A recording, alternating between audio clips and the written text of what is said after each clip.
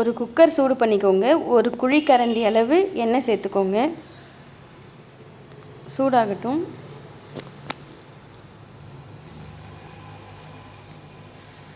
சோம்பு கொஞ்சம் சேர்த்துக்கோங்க. பட்டை 2, லவங்கம் 4, பிரிஞ்சி இலை 2, ஏலக்காய் 5 இதெல்லாம் சேர்த்துக்கோங்க. 3 பச்சை மிளகாய் சேர்த்துக்கோங்க. பொடியாக நறுக்கின பூண்டை சேர்த்துக்கோங்க. நீல வாக்கில் நறுக்கி வச்ச வெங்காயத்தை 1 சேர்த்துக்கோங்க. நல்லா கலந்து விடலாம்.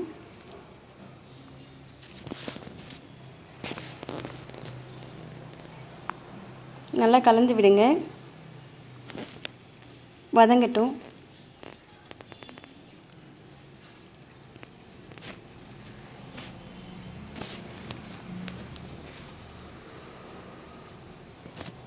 வெங்காயம் கொஞ்சம் பொன்னிறமாக வதங்கட்டும். இப்போ தேங்காய் பால் 2 கப் 1 கப் தண்ணி சேர்த்து கலந்து வச்சுருக்கேன். இப்போ அதில் சேர்த்துக்கலாம்.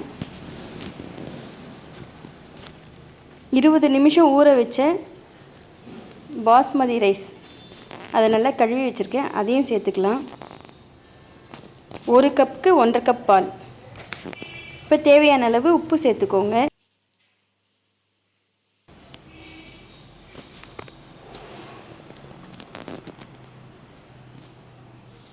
1 டீஸ்பூன் உப்பு சேர்த்துருக்கேன். நல்லா கலந்து விடுங்க. கலந்துட்டு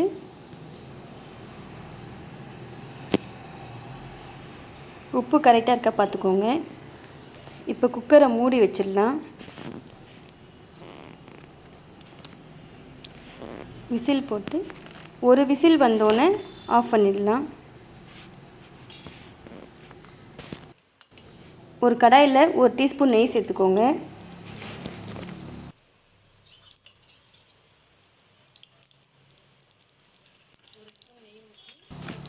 ஒரு கையளவு முந்திரி சேர்த்துக்கோங்க.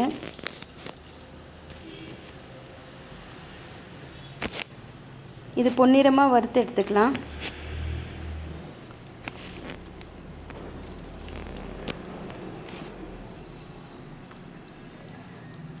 வறுத்தாச்சு. இப்போ ஆஃப் பண்ணிடலாம். குக்கரில் ஒரு விசில் வந்ததுக்கப்புறம் ஆஃப் பண்ணிவிட்டு 5 நிமிஷம் ரெஸ்ட் டைம் விட்டு ப்ரெஷர் இருந்தால் கூட எடுத்துட்டு நம்ம குக்கரை ஓப்பன் பண்ணிடலாம்.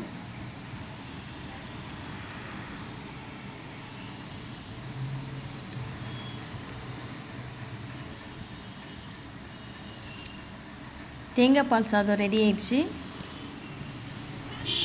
வறுத்து வச்சுருக்க முந்திரியை இப்போ சேர்த்துக்கலாம்.